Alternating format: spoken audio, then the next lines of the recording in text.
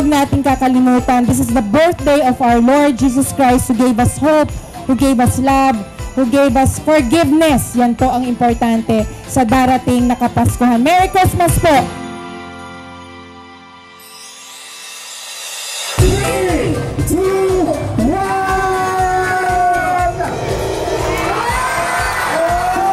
Merry Christmas! Sana man lang kahit sa maliit na pamamaraan na ginawa po ng city government, maramdaman po natin ang diwa ng Pasko, ang pagkakaisa, ang pagmamahal sa bawat isa. Kaya sama-sama, tulong-tulong tayo as we strike as one. Bayan sa Bacoor! At home ka dito! Maraming salamat po!